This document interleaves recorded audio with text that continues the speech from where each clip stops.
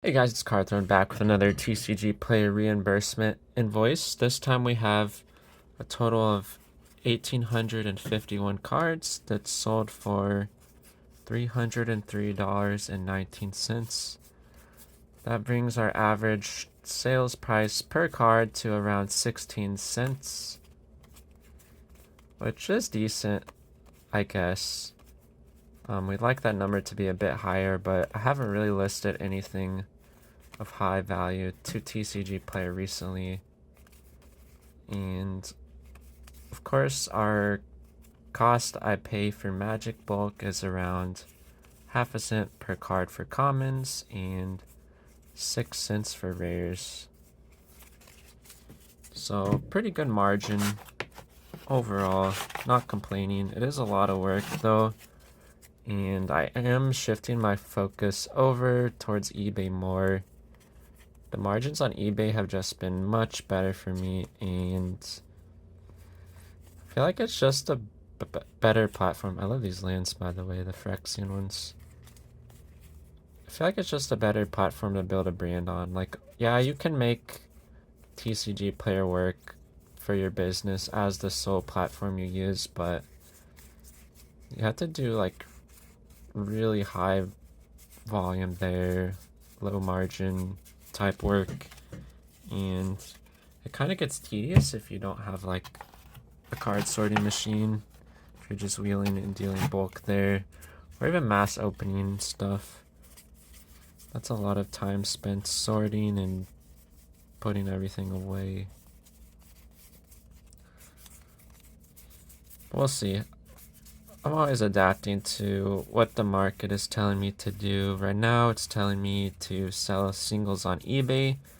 I'm not really grading as much as I had been the past few years. There are still grading plays, but I feel like the graded market is a lot more optimized now, and there's a lot more people doing it in general. Like if you look at the trends of how many cards PSA is grading, it's way up in the past few years.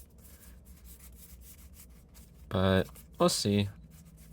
I feel like grading is still the best play if you're able to find good plays to make with it. You can't just really mass grade ultra modern and expect to get rich that way like you could 3 years ago, because everyone's doing it, especially with Japanese. Like some of the cards just have zero margin unless you're like first to market. For lands, these are a pretty good profit margin for me. Love selling the Fallout lands. Yeah, nothing super interesting to show while I'm flipping through these cards. Like I said, average cost per card of 16 cents.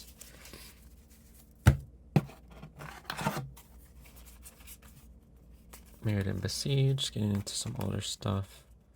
And then special sets. Infinity, we do sell a decent amount from Infinity. I really don't like the set personally.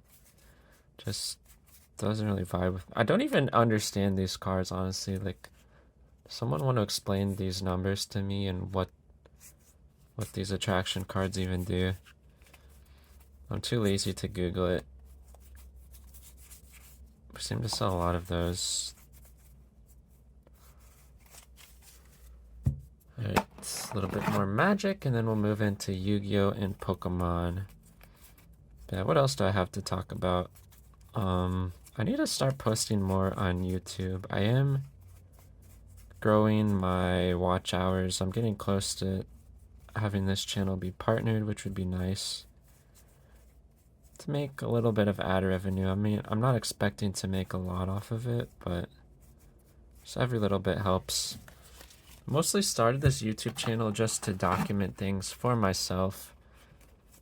Like, so I can look back 5-10 years ago and see what cards I was buying and selling and see how the market has moved. It's just fun. See how much my collection has grown, etc. Alright, last little bit of Magic here. And Modern Horizons 2. Remastered sets. I don't really like how they make a million remastered and whatever. What else? What's the other one called? Dominaria Remastered, Time Spiral Remastered. And then like the master sets. They just make so many reprints of everything. I mean, it is hard to keep designing new cards, I guess, and have them be competitive still. So they just reprint the old ones that are good. It just like devalues everything. I love the list cards, though. That's a pretty cool unique addition they added. And some foils. Then moving on into Yu-Gi-Oh! Now, Yu-Gi-Oh! I do plan on buying one of those Rico FI 8170 scanners within the next month or two to improve my eBay listing process. Also, I think listings with those card scans just look super clean. You can have your whole eBay store looking extremely uniform and just makes for a pleasant buying experience. There are cheaper scanners, like the 8170 is quite pricey. If you buy a new, it's going to be like 800. You can maybe find some for 600 to 650 on eBay, maybe like open box. So I'll see what my options are there, but just seeing some people like Pokemon Steven that use that scanner, like, I'm really impressed looking through his single store, and I want mine to look like that also. And it just makes listing a lot quicker also. Like, you can just feed a bunch of cards through the scanner instead of photographing front, and then if it's a high value card, you flip it over to the back, take another photo. And you can also have the software like automatically create listings for you, which also is going to save loads of time. Yeah, there's a lot of advantages to using a document scanner. So I want to try it out and see how it works for myself. Since I'm going to be focusing more on eBay, I've even been listing a lot of lower end cards on eBay, like just reverse holos and holos. If I can sell this for 99 cents, even if I'm selling them a lot slower, like a lot of those cards only sell for 10 to 20 cents on TCG Player. So that's like 10x more than I can sell it for. So even if I'm selling cards 10x slower, it's still worth it to me over the long run. A lot less work. It really depends on the set though. Like some sets, reverse holos like 151 will sell super fast, others sell super slow. The Sun and Moon and XY holos and reverses have been selling pretty well for me on eBay though. I would like to move into some more higher end flipping. I don't know why I focus so heavily on the bulk. Probably just because it takes no effort for me to acquire. I can just post my rates and then people come to me.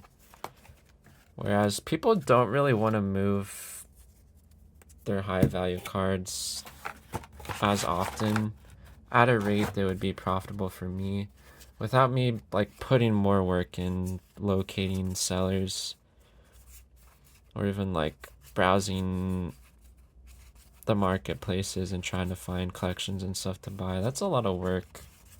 So that's the main reason I've basically focused my business around bulk. But we'll see. It does get really tiring sorting through tens or hundreds of thousands of cards like I've done. My TCG Player... Oh, got some cards on order. My TCG Player inventory is about a little over 200,000 cards currently. I don't remember how many unique cards I have. Somewhere in the 15 to 20,000 range, I think. But my focus has always been getting that unique card number up, because that's going to allow me to have more multiple quantity orders when people use the cart optimizer. And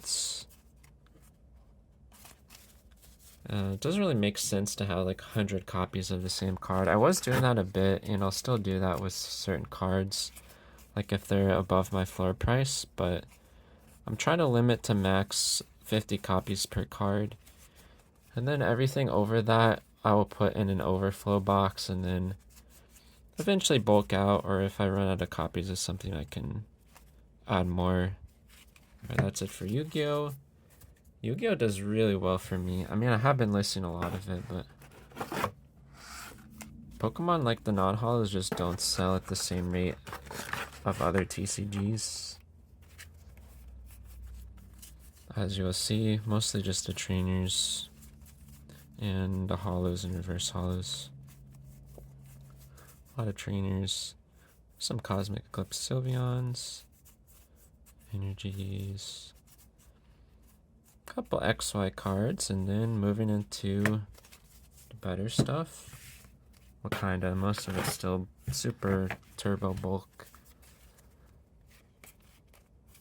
Some 151 holos. I lowered my floor on holos to 15 cents. I was doing 20 cents back when Sword and Shield was in, because the pull rates on holos were harder then.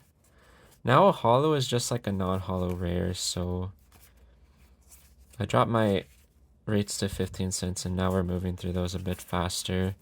Also, now that I'm paying less per card for holo rares, I'm at like 5 cents now instead of 8 to 9 cents that I was at before. Makes sense to lower my floor. So the price some of these sold, I have like probably over 100 copies of that card. And what else do we have here?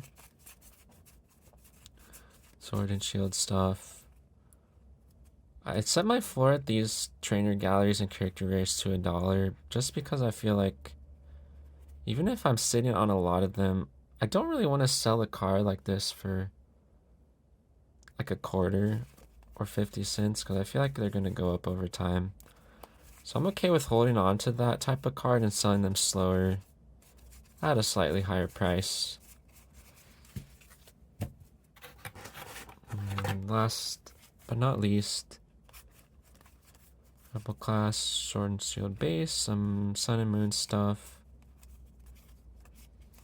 I always love getting anything pre-Sword and Shield. It just appeals to me so much more because I just don't see it as often. Like, that's a really cool Nidoking art. And some promos. And that's it. Yeah, I hope you guys enjoyed the video. Smash the like button, comment, subscribe. And if you have any collections or bulk you want to sell me, just go to my website or find me on Discord. But yeah, thanks for watching. See you guys in the next one. Goodbye.